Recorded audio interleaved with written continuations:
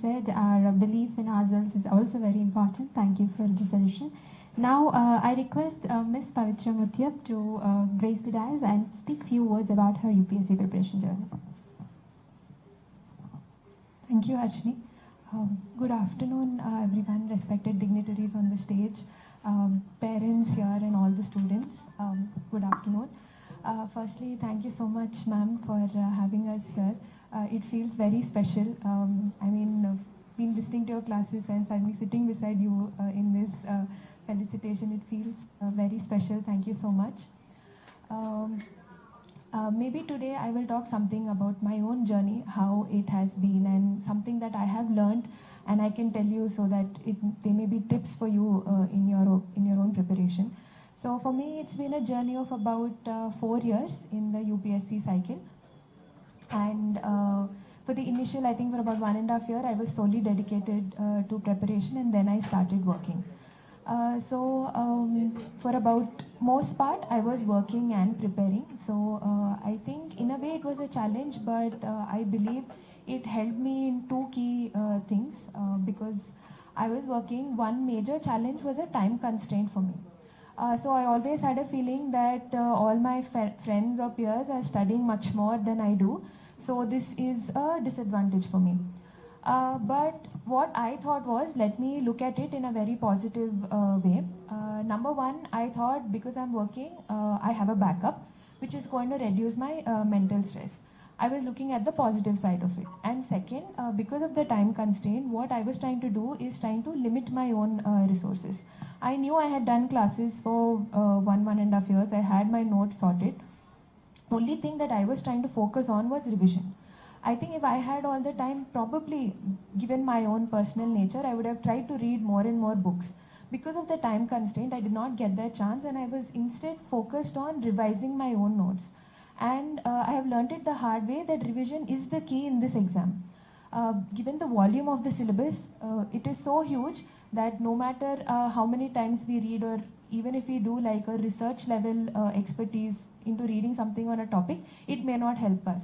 Because ultimately, what is the mantra for this exam? Writing 20 answers in each GS paper in 3 hours and 15 answers in Anthrop paper 1 and paper 2. That is what this whole exam boils down to in mains. So I started working backwards. I thought that is my goal. Any topic that I have, I should be able to generate a 2 to 3 page content, and I worked backwards. I think that is something which helped me because in every topic in the syllabus, I was trying to consolidate my own notes, making sure that I cover all the easy questions that come, because there is no forgiving for skipping any easy questions. So having such kind of a mindset, I think made me like an average person across all the topics in the syllabus. They say that this exam is for averages, not for being a perfect person. If I was trying to be an expertise in some topic, maybe I would have spent too much time, and I am not sure if I was able to balance. But being an average in all the topics of the syllabus, I believe is what helped me. And I would suggest, have that in your mind whenever you are preparing as well. And another key thing from my journey that I also learned, that practice has been something that makes a difference in your mains answers. I had given mains during my second attempt, but unfortunately I missed the interview call by 6 marks. I understood that the missing link was practice. The more I practiced, the more I wrote mock tests, I got better. So make sure that you practice. Like all my friends have already said, answer writing is key in the exam.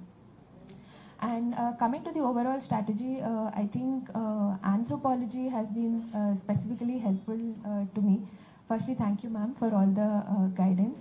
And in general, even if it's not anthropology, I would like to give a suggestion for the optional part. I think most of us know once we enter this cycle, the UPSC cycle, optional relatively has scope for scoring slightly higher. So that's how I would divide my time focus. Though it's just 2 papers for optional out of the 7 papers that count for marks, I would spend around 35 to 40%, or sometimes even more than 40% of my time on optional, because I knew it was scoring, and I think that helped me. And another thing that I would say, the last but one thing, is that Firstly, this exam is a very long and arduous journey. So it starts with prelims, then mains, and then interview, and this cycle lasts for 1 year. And the preparation starts 1 year before the date of prelims. So it is a 2 year struggle. It requires a lot of mental, physical resilience, and a lot of emotional support as well from family and from your own mind. So I would say please do not give up, or please do not have any self-doubt that if you have not cleared any one of the stages of this exam, that you are not doing well. Do not have such thoughts. I myself have not even cleared prelims after clearing mains once, and there are many cases where sometimes even after putting a lot of effort we don't get through, but do not have any self-doubt about yourself.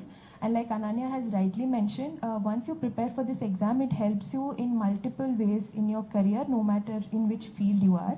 So never get disheartened, always be positive and optimistic in this journey.